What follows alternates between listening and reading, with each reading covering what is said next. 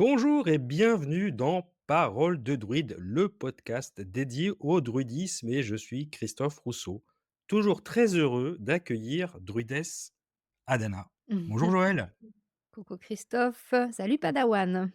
ça va bien? Ça va tout bien. Et toi, aujourd'hui, comment ça va? Ouais, ça va super, super. En plus, on a un sujet passionnant aujourd'hui parce qu'on va parler de dieux et de déesses. C'est pas Mmh. merveilleux ça? Mmh. C'est un sujet vaste, mais on se réjouit Un de vous en sujet parler. vaste. Mmh. Exactement.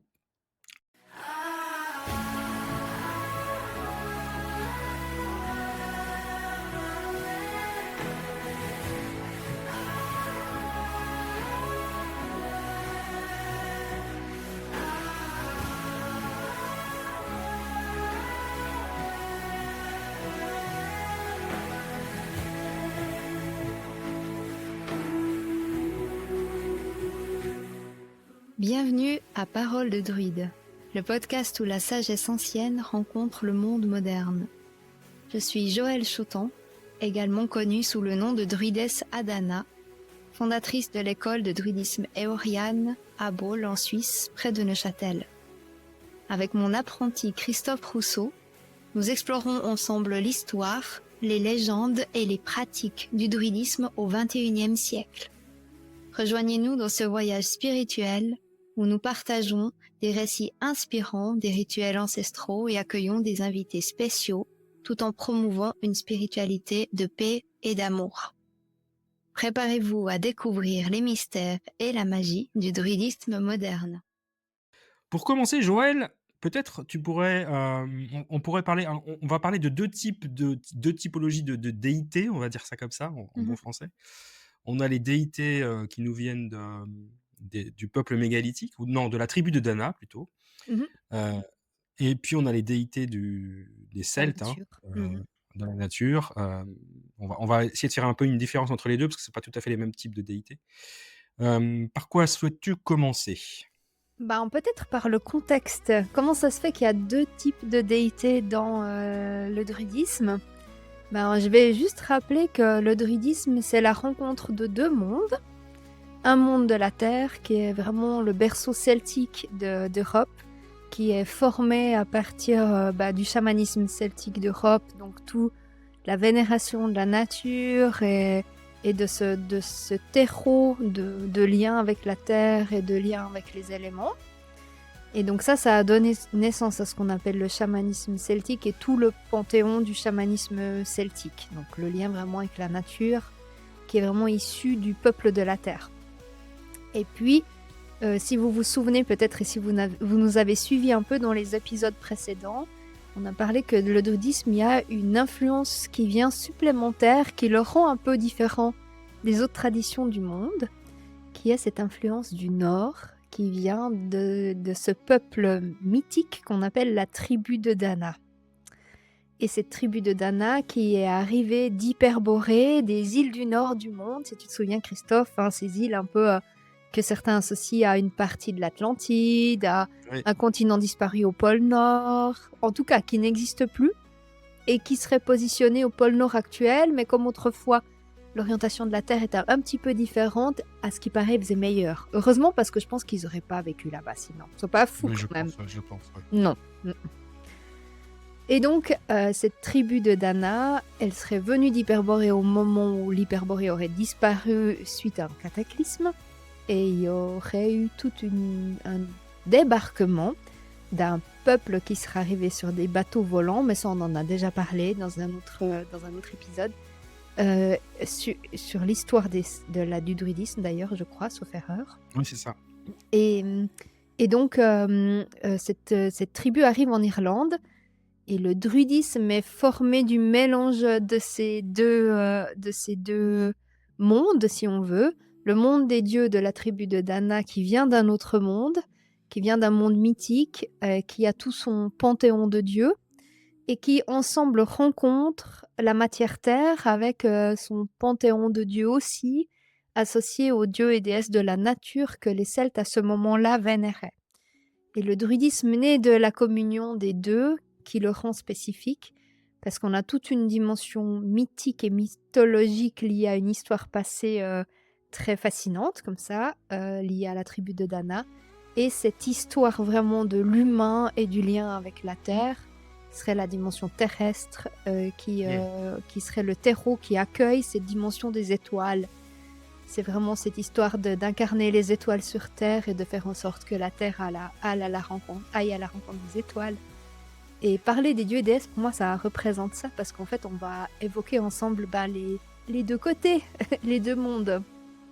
Oui, le ciel et la Mmh. terre, c'est parfait, c'est parfait. Mmh. Alors on commence par le ciel peut-être? Commençons par le Par, ciel.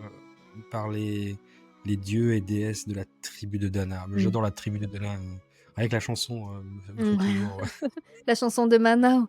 Quand on dit ouais, ça, en fait, je pense qu'il y a la moitié d'entre vous qui doivent l'avoir dans la tête. c'est ça, c'est Ouais, ça. ça va direct. Donc ce qui est intéressant avec, la tribu de Dana, c'est que quand on parle de la tribu de Dana, on parle de dieux et déesses qui représentent des forces, au-delà du plan terrestre et donc qui sont plus associées à des forces liées à, la place de l'humain au sein du clan, la place de Mmh, qui je suis au sein de ma famille et quelle est ma place au sein d'un contexte humain. Tandis que dans les dieux et déesses de la nature, on est plutôt dans des forces primordiales liées à la terre. Tandis que dans ouais, les dieux et déesses de la tribu de Dana, c'est vraiment plutôt dans les rapports humains, ce qui nous rapproche de la notion d'archétype qu'on voit dans les explications jungiennes de la psychologie. C'est qu'en fait, à l'intérieur de nous, on est formé de plein d'archétypes qui sont des sortes de personnages, avec un rang du personnage avec presque un grand P, c'est un peu un personnage au niveau d'une place, par exemple, le patriarche, la matriarche et cetera, qui s'animent à l'intérieur de nous et qui font qui on est. Au bout d'un moment, on va chercher à visiter ces archétypes et en petit à petit s'en séparer. Mais c'est ça qui est spécial avec la tribu de Dana, c'est qu'elle on pourrait l'associer à ce concept d'archétype. mmh, Donc intéressant. la grande déesse, la 1re déesse que l'on nomme dans cette tribu, bah, c'est la déesse Dana, évidemment, et c'est l'archétype de la matriarche. Donc c'est vraiment la place de la grande mère. Et c'est une grande mère qui gouverne toutes choses. Ce qui est spécial dans la tribu de Dana, du coup, c'est qu'en fait, on a une mère, une maman qui est, l'initiatrice de tout un clan et c'est du coup une société matriarcale et non pas patriarcale dans la tribu de Dana. Ouais, ça nous change un peu de notre culture occidentale, Oui. ouais, patriarcale avec une époque très troublée qu'on vit en ce moment, n'est-ce pas? Mmh mh. Où certains, ne savent plus, comment se positionner. Mmh. Ça, je trouve intéressant que dans cette mythologie et dans cette tradition, on ait la déesse mère qui est une femme et Mmh. qui est du coup une matriarche. Mmh. Ça en dit long, je trouve, sur la culture de cette société, en fait. Oui et puis finalement peut-être aussi son ancienneté. Parce qu'on voit que dans beaucoup de traditions et de sociétés très primordiales, ça avait plutôt une tendance à vénérer la mère en tant qu'initiatrice de vie que le père et c'est venu plus tardivement, j'ai l'impression, si je ne me trompe pas, parce que j'ai pu aussi apprendre de mon côté, que le patriarcat est venu plus par la suite, mais les sociétés, primitives sont plutôt matriarcales Ouais, et donc la à tribu juste de titre, hein, oui, ben, c'est elle qui amène la vie, donc finalement, voilà, le forcément. bébé, la vie sort de son ventre et donc du coup, c'est comme ça qu'il voilà, il par constatation, tout simplement, sans chercher à offusquer personne, évidemment et cette, déesse Dana, elle porte plusieurs noms. On a le mot Danu ou Anu ou Anna qui a donné, naissance à Sainte Anne par la suite, typiquement en Bretagne, qui est, la patronne de la Bretagne, sauf erreur. Oui, oui, Sainte-Anne, Hem oui. Et donc, Anne, Anna, Dana, Anou, Danou, c'est un mot qui a imprégné beaucoup de lieux, en Europe, Mmh. qui sont vraiment des dieux dédiés à la mer. Si on si on pouvait l'associer à quelque chose dans d'autres traditions, bah, c'est un peu comme parler de Marie ou, de peut-être, Pachamama où vraiment c'est mères originelles, qui induisent, la vie sur terre. Ouais. Donc elle est vraiment une déesse de l'abondance, de la sagesse et elle vient avec tous les dieux qui l'accompagnent et donc ces dieux qui l'accompagnent, ils ont chacun des rôles, un peu des fonctions. Alors on va pas tous les citer parce qu'il y en a énormément, mais elle vient avec, par exemple, le dieu Dagda qui veut signifier enfin qui signifie le bon père, qui serait aussi un père des dieux. On pourrait imaginer que ça pourrait être son mari d'une certaine façon. Même si c'est pas, spécifié qu'elle ait un compagnon, elle serait plutôt l'initiatrice de tous les dieux, l'initiatrice dans le sens celle qui a initié, pas celle qui initie, Ouais, ouais. mais dans le sens, celle qui a donné, naissance ou qui a fait venir, tous les dieux. C'est le chef des dieux aussi en tant que représentant masculin, donc on pourrait considérer, Dagda en tant que patriarche. Mmh. Mmh. Donc Dagda, c'est vraiment il est toujours représenté un peu, il me fait penser à dans Harry Potter, comment il s'appelle celui qui aime bien les animaux? Hagrid, voilà. Ah oui, Il ressemble à Hagrid, Dagda dans les un bon représent gros costaud barbu, exactement, avec un énorme cœur hyper un gentil. gros nounours tout gentil, tout doux. Oui, voilà, ça c'est Dagda. Ça représente le patriarche, donc le père, et celui qui va prendre soin du clan en veillant à ce qu'il soit toujours dans l'abondance. Il est avec un chaudron qui ne se vide jamais et en fait, il vient offrir l'abondance au clan en tant que patriarche et en tant que pourvoyeur à la nourriture, à l'alimentation, à, à la sécurité du clan, mais il a une massue, donc il a quand même, de quoi défendre, mais on va dire qu'il va plutôt veiller à la sécurité alimentaire, Mmh. Dagda. C'est OK. intéressant que un des chefs ne soit pas un guerrier. Ça aussi, ça nous change, non? Ouais, ouais, ça nous change beaucoup, ouais. Ouais. Ensuite, la fille du Dagda, parce qu'on l'appelle Dagda, mais on parle souvent du Dagda, c'est l'expression qu'on utilise, c'est Brigitte. La fameuse Brigitte, Brigitte. la fameuse Brigitte, qui est honorée à la fête de d'Imbolc. Imbolc qui est le 1er février, la fête de la flamme, de la bougie et des pommes. Et la fête d'Imbolc, bah, si vous voulez en savoir plus, on a fait aussi un épisode là-dessus sur les fêtes calendaires. Donc juste pour Exactement. vous ramener, pour pas reprendre chaque fois tout le contenu, donc si jamais vous pouvez aller voir l'épisode sur les fêtes calendaires. Et Brigitte, c'est une déesse qui a 3 arts qu'elle maîtrise dans les arts druidiques: la poésie, la médecine et la forge. Une femme qui vient avec ses 3 arts et donc du coup elle est fêtée, bon, elle maîtrise le feu, cela va de soi, hein. Le feu de la langue, transmettre les mots correctement avec le feu du verbe. Le feu de la guérison, transmettre Mmh. l'énergie de la guérison avec la puissance du feu. Et le feu de la forge dans le sens de créer à partir du feu. 3 maîtrises du feu pour Brigitte qui est la fille du Dagda, donc la fille du pourvoyeur de toutes choses. OK. Qu'est-ce que ça te fait quand on parle un peu des dieux comme ça, Christophe? Bah, alors moi j'aime beaucoup les mythologies, puis je évidemment, moi je me réfère toujours à la mythologie grecque parce que c'est la plus ancienne, que je connais moi, enfin c'est plus ancienne que je connais, oui, enfin parce que c'en est une que j'aime beaucoup. Il y a la mythologie, égyptienne aussi, enfin qui est encore plus ancienne. Les Romains ont tout piqué aux Grecs, donc on va pas parler des Romains parce que c'est juste des On coups de parle pas des cœur. Romains, Non, franchement les non, Romains, c'est pas nos amis les Romains, on les aime pas. mais non, on Hem peut pas dire ça. Mais On est ce là que pour la moi, ce qui est intéressant, c'est moi j'aime bien, ah j'aime bien. Je trouve intéressant que, la mère de toute chose, bah, soit une femme et qu'on arrête d'associer Dieu à un vieux barbu, qui aurait tout pouvoir sur l'humanité, mais qui reste un homme. Heu et puis j'aime bien aussi l'idée de Brigitte. Brigitte le forgeron, du mmh coup, parce que dans l'imaginaire quand même le forgeron c'est un mec bien costaud, et cetera. Puis là c'est aussi une femme. Donc c'est bien, ça fait tomber un petit peu, c'est très moderne. Mmh. C'est très moderne et j'aime beaucoup.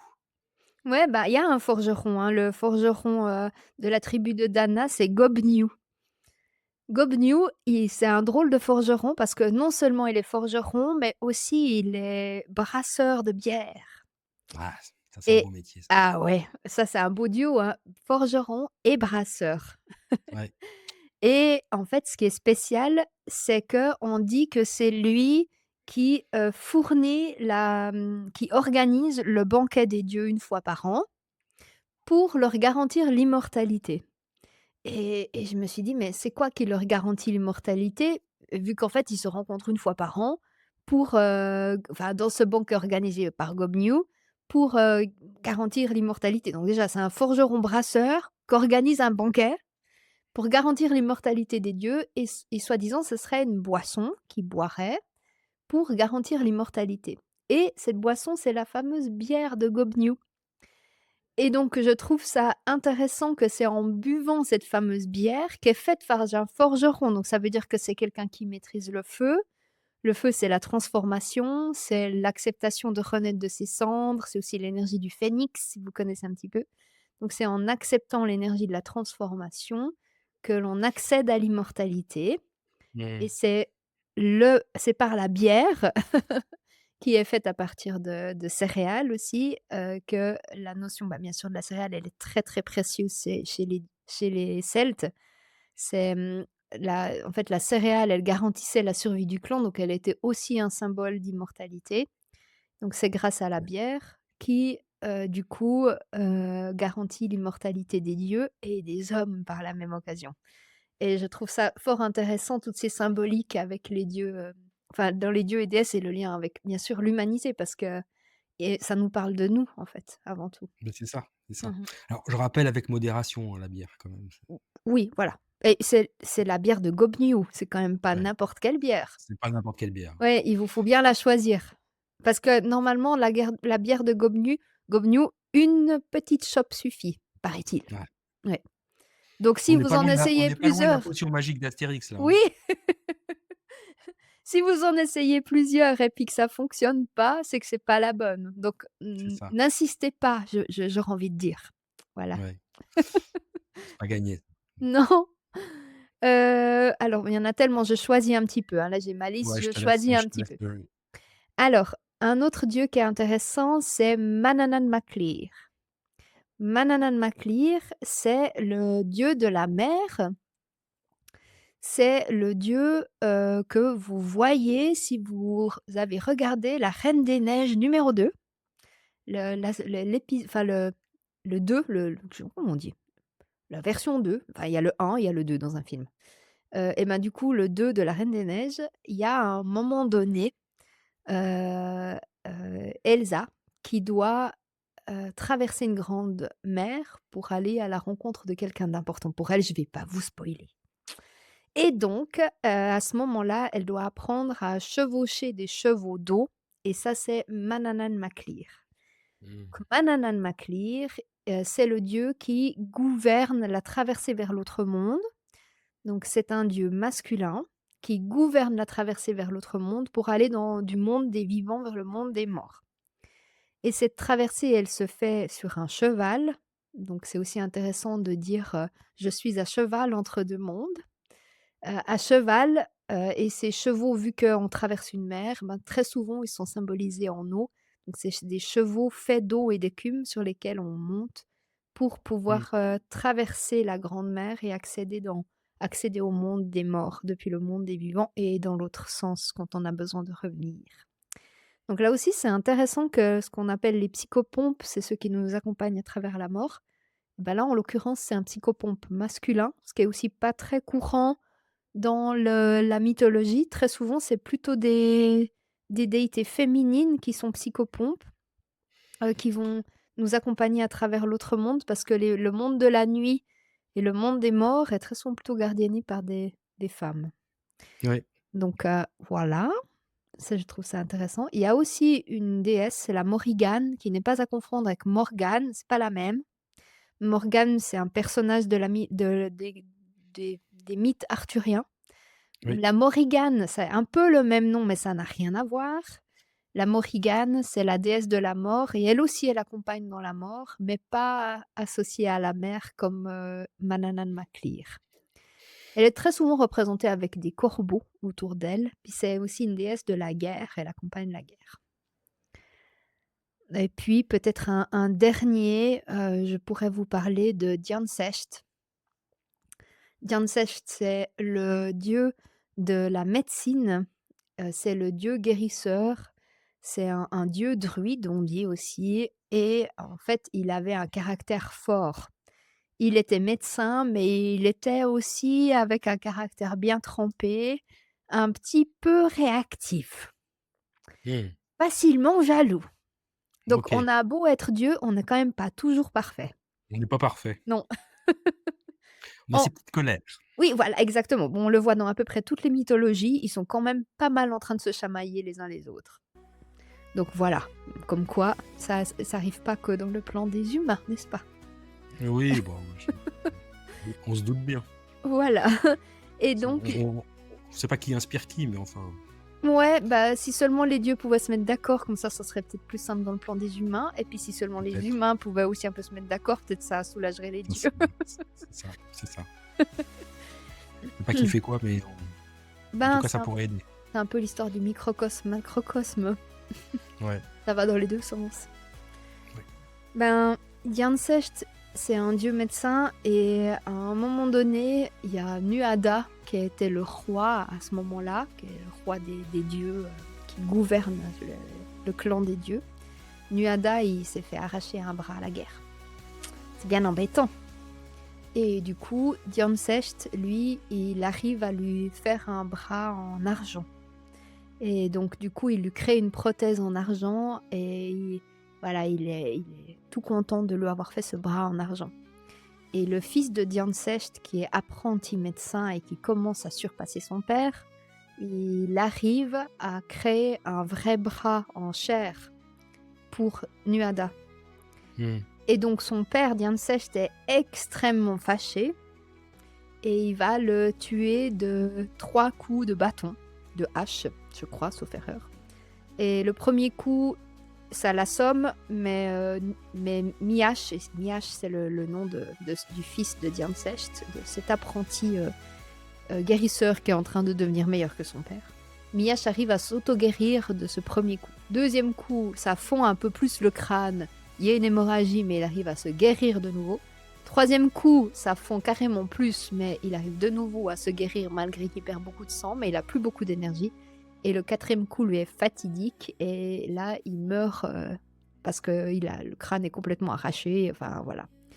Et, euh, et donc à ce moment-là, Diancecht réalise ce qu'il vient de faire, il pleure, il est désolé, il essaye de ramener son fils, il prie et tout, mais c'est déjà trop tard, sa fureur a tué son propre fils, donc voilà, il est bien désolé, mais il n'a pas réussi à se contrôler sur ce coup-là, et puis bah, son fils est mort. Donc il lui fait une tombe. Et au printemps, sur cette tombe, il s'est mis à pousser 365 fleurs qui sont associées à 365 jours de l'année et 365 parties du corps que l'on peut guérir à des moments précis de l'année. Et la fille de Diancecht, qui est la sœur de Miash, elle s'appelle Hermed. Hermed, elle dit ben, je vais aller cueillir ces fleurs et les placer sur un drap et bien les placer comme il faut pour pouvoir me souvenir de la vraie médecine, qui est en fait la médecine pour toute chose du corps et tout moment de l'année. Mmh. Et à ce moment-là, quand Diancecht voit ce que sa fille est en train de faire et qu'elle est en train d'accéder à la connaissance de toutes les plantes, il est tellement jaloux qu'il prend le drap et il le jette d'un coup. Et voilà, toutes les plantes se dispersent et on dit que c'est à partir de ce moment-là qu'on a perdu la médecine végétale complète, que Mmh. Miash avait tenté de nous transmettre depuis l'autre monde. Voilà Ouais, un peu les histoires des dieux. voilà. Il aurait mieux fait de gérer sa colère celui-là, hein. Ça nous aurait évité de perdre tout le savoir.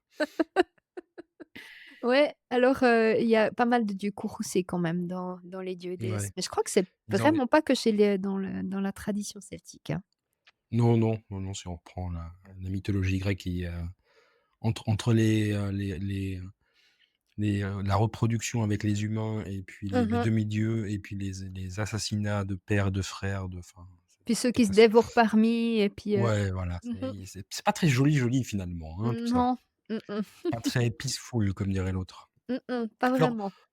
non, alors justement, parlons de Dieu, plus en lien avec la nature, le la les fameuses déités, celtiques, druidiques qu'on peut-être qu'on connaît plus, enfin, quoique on a tous entendu parler de la tribu de Dana, mais on connaissait pas forcément la mythologie en lien avec la tribu de Dana, ce qui est quand même intéressant, je trouve. Mmh Hem, Parce que les druides, eux, ils étaient plus en connexion avec tous les éléments, hein, l'eau, la terre, le feu, les arbres, et cetera. Donc ils ont des dieux, hein, pour un peu tout ça.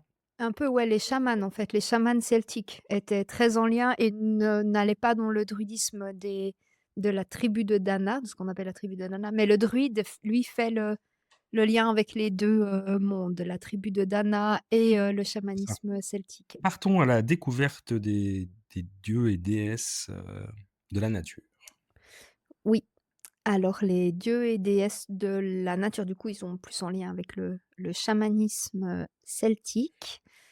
Et ils ont forcément un lien beaucoup plus avec les aspects concrets de la survie sur Terre. Donc ils sont différents des archétypes, des rôles dans le clan et des voilà, des un peu des métiers, entre guillemets, qu'on retrouve dans la tribu de Nana avec le métier du père, le métier du protecteur, le métier du psychopompe, le métier du médecin et cetera qu'on retrouve dans les dieux et Mmh. déesses et là, on est dans toute autre chose avec les dieux de la nature. Parce qu'on est associé au cycle des saisons et donc à la nature C'est ça, elle-même. c'est Donc ça. si un jour vous vous intéressez au chamanisme celtique, voilà, ça sera beaucoup plus dans ce type de dieu et quasiment uniquement dans ce type de dieu que vous allez évoluer. Donc le premier, le plus connu, c'est un dieu masculin, du coup, sur ce coup-là et on dit qu'il s'associe pour former le druidisme avec la déesse Dana et qu'ensemble ils forment un couple. La déesse Dana venant du ciel et lui venant de la terre et c'est donc le dieu cornu, connu sous le nom de Cernunnos. Cernunnos, exactement. Donc Cernunnos se met en lien avec la déesse Dana pour former le couple terre-ciel, incarné par le druidisme. Mmh. Donc le dieu Cernunnos, c'est le dieu de la forêt, le dieu des changements, le dieu, de la transformation. Il a 2 aspects. Il a un aspect d'hiver, avec, le monde souterrain dans lequel il va habiter en hiver et dans lequel il va prendre refuge et il a un aspect d'été avec, le dieu cornu, rempli de feuilles, voilà. Il est souvent représenté un peu comme un cerf. Ouais. Avec dans les ces bois pleins de décorations et puis en hiver, on le représente plutôt, un peu dans un aspect sombre, mais ça veut pas dire négatif, mais en lien avec, le sous-sol. On pourrait l'associer au dieu Pan, c'est le dieu Pan, c'est la mythologie grecque, je crois, romaine? C'est Non, c'est grec. grecque. Et c'était un dieu ou un demi-dieu? Je sais plus. Bon, bref. Ouais, Ouais. bah, le truc, c'est que c'est des dieux, mais c'est des dieux de la nature, donc c'est pas le même type de dieu que la Mmh. tribu de Dana. Est-ce qu'on pourrait les considérer comme demi-dieux? Voilà, c'est un peu, Le débat est le débat est ouvert. Donc voilà, il a très souvent à côté de lui un serpent, qui l'entoure ou qu'il a dans une main. Il est très souvent aussi représenté avec un torque comme je porte là aujourd'hui autour du cou, qui représente la conscience du monde cyclique. mmh. Hem et aussi la dimension solaire de la vie et le cycle du soleil. Donc le dieu Cernunnos, c'est vraiment le gardien des cycles de la forêt et de la nature, gardien de la forêt au sens large, des animaux, des végétaux, voilà, c'est un peu le dieu suprême de la nature. Par la suite, il a été diabolisé, il faut savoir, et puis c'est lui qui a inspiré l'image du diable. Avec ses cornes et puis, Les le cornes, côté ouais. des petits sabots et puis et cetera, qui est en fait, l'image du dieu Cernunnos à la base qui est vraiment, un dans la tradition, païenne ou dans la tradition du chamanisme celtique, c'est le dieu de base. C'est vraiment celui qu'on va rencontrer en tout premier. C'est le protecteur des animaux, gardien de l'équilibre entre les mondes humains et le monde naturel. Voilà. Il y a 2 moments dans l'année où on le rencontre beaucoup, c'est au solstice d'été et au solstice d'hiver. Ensuite, on a Arduina qui serait, une déesse, qui lui ressemble un petit peu, mais au principe féminin. Arduina, c'est la protectrice des forêts, de la chasse. C'est elle qui va gouverner la la notion de prendre de la nature pour nous, pour notre survie. Combien est-ce que je prends, combien est-ce que je prélève, voilà plutôt. Combien est-ce Ouais, que c'est je ça. prélève dans la nature? Ça, c'est Et la déesse Arduina. On la trouve surtout dans les Ardennes. C'est vraiment une gardienne des forêts et des animaux sauvages. Ensuite, on a Epona. Epona qui est la déesse des chevaux. C'est une déesse qui était, très souvent invoquée pour tous les rituels de fertilité, de messages, de transmission des messages. Comme c'était la déesse des chevaux, elle était beaucoup, utilisée pour les déplacements vu qu'on se déplaçait à cheval. Elle est aussi des fois associée à la guerre, dans le sens où, on allait faire la guerre à cheval et donc voilà. Mais c'est la déesse gardienne du peuple cheval, Epona. Donc si vous avez des chevaux, c'est à Epona qu'il faut vous adresser pour, comprendre ce dont ils ont besoin et les mettre en paix. Voilà. On a, Taranis. On va prendre Taranis. Taranis, c'est un dieu de la foudre et du tonnerre. En Suisse, il y a beaucoup de représentations de Taranis, entre autres, en Valais. Taranis, c'est un dieu qui nous surprend, qui vient, faire descendre sa foudre sur le monde. C'est vraiment on peut voir dans Taranis la peur des feux de forêt, la peur de cette foudre qui peut tomber de manière soudaine. Donc il y avait beaucoup de culte à Taranis parce que c'est un dieu qu'il fallait mieux se mettre un peu dans la poche pour éviter d'être trop surpris par le problème de l'élément feu qui est indomptable. Et donc on allait beaucoup travailler avec Taranis. Et puis, qu'est-ce qu'on va prendre encore comme dieu? Peut-être la déesse Sirona. On pourrait parler de Sirona. Sirona, c'est la déesse des sources et de la guérison. C'est aussi la gardienne dans le monde des sources et le monde de l'eau. Donc on est aussi dans les gardiens de l'autre monde. Et elle, sa spécialité, c'est le monde des rêves. Et la déesse Sirona, c'est celle à laquelle on allait s'adresser autrefois pour avoir des beaux rêves.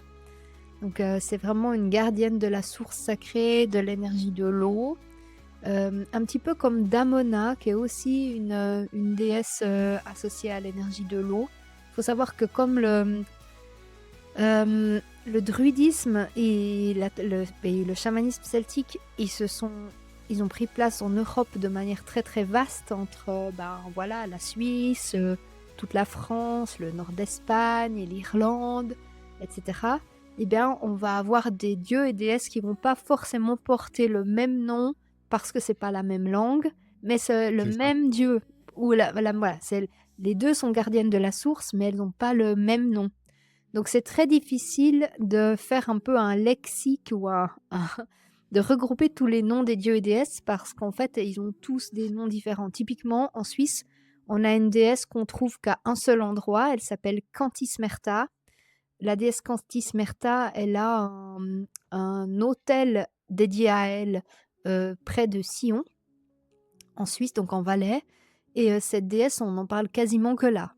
Et OK. Cantismerta, c'est une déesse de l'abondance, c'est une déesse des récoltes, et c'est une déesse qu'on rencontre quand on entre dans la terre et qu'on va se connecter à la terre fertile. Elle est aussi parfois associée à l'énergie de l'eau parce qu'il y a besoin de l'eau pour pouvoir fertiliser les récoltes. Et Et en fait, les traces qu'on a de ça, vu qu'il n'y avait pas d'écriture à l'époque, c'est uniquement de temps en temps un reste d'autel, une écriture romaine par la suite. On n'a pas du tout de traces de tout ça. Et bien sûr, il y a énormément de ces dieux et de ces déesses qui se sont perdus avec le temps. C'est difficile en fait. Quand une fois j'ai essayé de faire une liste, mais il y a tellement de noms différents pour chacun. Mm. Alors, peut-être on pourrait terminer avec une déesse. ouais. Rosmerta. Tu la connais, Rosmerta? Rosmerta. Non, Rosmerta. je sais plus. C'est la dé bon, on n'en a pas parlé beaucoup ensemble encore. Non. Non, c'est la déesse de l'abondance. C'est la OK. déesse de la corne d'abondance. C'est la déesse de l'automne, liée aux récoltes, aux vendanges et cetera. Ce serait un peu la déesse de la fête des vendanges chez nous. OK. Elle est vraiment associée à la terre nourricière et à la notion de prospérité. C'est celle aussi qui nous garantit, qu'on aura toujours assez et ça, c'était très important aussi pour les peuples, autrefois. Elle est souvent représentée avec une corne d'abondance entre les bras comme ça. Mmh. Donc voilà un petit peu pour le tour, des dieux et déesses. On pourrait en parler pendant très longtemps, mais ça vous permet déjà d'avoir un petit regard entre, la différence entre les dieux de la tribu de Dana et les dieux de la terre, comme vous avez pu le voir, qui sont vraiment des énergies bien différentes. Peut-être vous avez pu sentir aussi quand on en parle, c'est bien différent.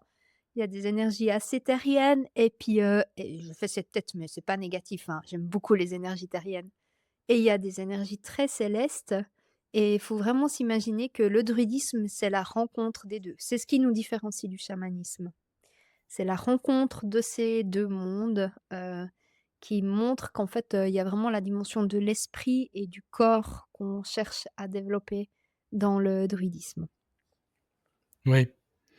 Ouais, c'est intéressant parce que le la comme tu dis, la rencontre des 2. Je me refais la gorge. Mmh. Comme tu dis, la rencontre du corps et de l'esprit, c'est quand même quelque chose qui est, très, enfin, on n'aurait pas imaginé qu'une civilisation si ancienne avec des vieilles traditions ait ce niveau de, comment dire? Je dirais, de culture ou d'appréhension de l'humanité finalement. Mmh. Aussi développé parce que finalement, c'est assez beau de voir qu'ils se voyaient comme des humains sur la terre, mais avec une connexion spirituelle.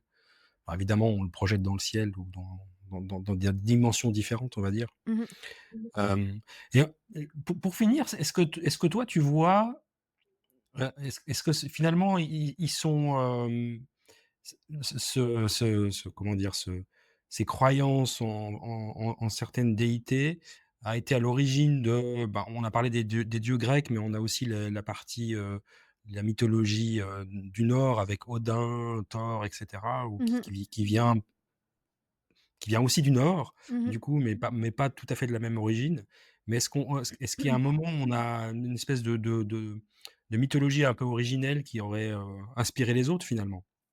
Alors, on pourrait enfin, en tout cas, pour l'instant, il n'y a pas vraiment de choses, où tout le monde est d'accord.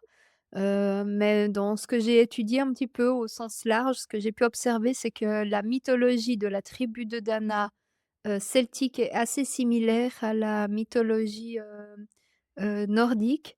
Entre autres, Oui, typiquement, le personnage de Odin, qui est un dieu, qui sait tout, à peu près tout, qui connaît à peu près tous les arts et qui représente, dans le druidisme le personnage de Lugh, qui est le dieu polytechnicien, qui connaît aussi tous les arts et on retrouve beaucoup, bah, typiquement avec, Freya qui représente aussi très bien la déesse Dana, mais aussi Brigitte. Enfin, voilà, on retrouve des choses, assez, similaires, d'un côté comme de l'autre, donc on peut imaginer une source commune.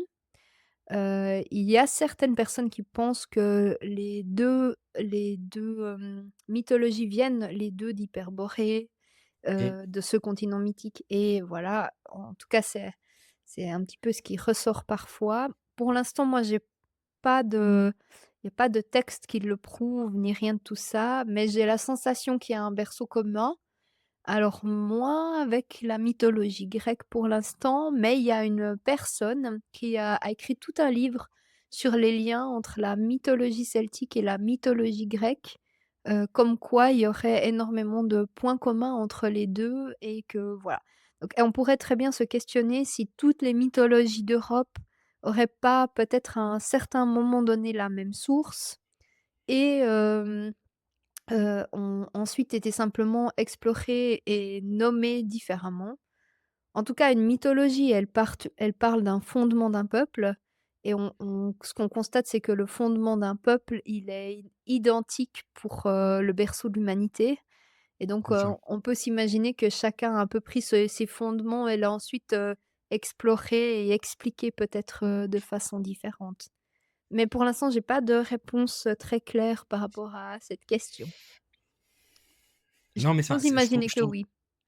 ouais, je trouve ça intéressant comme sujet parce que en explorant les différentes mythologies, on explore aussi les choses communes à l'humanité, Mmh mh. la façon dont il y a eu les peuples se sont déplacés, dans le monde. C'est je trouve on peut faire un lien quand même, je trouve intéressant et voir peut-être un point originel à un moment ou un autre.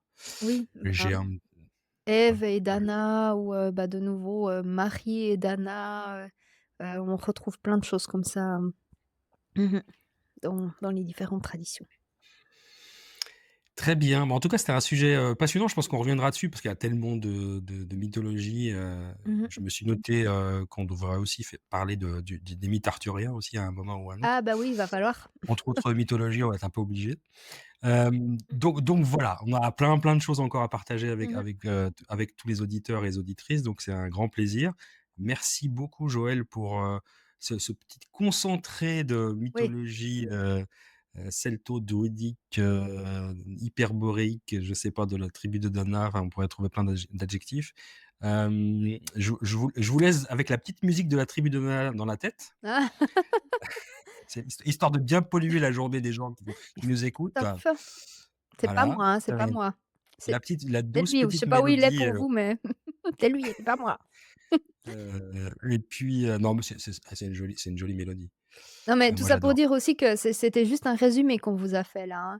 Il y a bien plus de dieux et de déesses, il y en a des milliers, donc voilà, ne soyez pas frustrés en disant: «Et tu as pas parlé de ça?» Non, alors on pouvait pas parler de tout.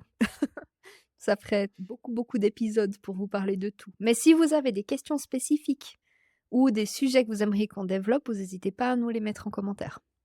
Exactement. S'il y Mmh. a des dieux ou des déesses qui vous intéressent plus, on sera très heureux de développer, une mythologie plus qu'une autre ou en tout cas une branche, d'une déité plus qu'une autre. Ben oui, parce que Hem, c'est grâce à vous aussi qu'on est là. C'est la dimension que quelqu'un nous écoute, et donc si vous avez envie qu'on vous transmette quelque chose qui vous intéresse, vous hésitez pas, ça nous inspire. Ce sera avec grand plaisir. Mmh. Je te remercie Joël, on se retrouve la semaine prochaine. En attendant, prenez soin de vous. Ouais, pareil. Merci beaucoup, ça m'a fait plaisir, et puis, bah, à bientôt, et À puis, bah, bientôt. alors bonne petite musique dans la tête. Le petit rire sadique. Hi hi hi hi Je hi. peux même pas la mettre à la fin parce qu'il y a des droits d'auteur, mais Ah. j'aurais bien aimé. Ouais, mais je pense que ça y est, ils l'ont a tous en tête, c'est bon. T'inquiète pas, tu as pas besoin de la mettre en vrai. Très belle semaine. À Au revoir. bientôt. Il était une fois une forêt sacrée, et au centre un béton et un grand chêne, et un grand chêne.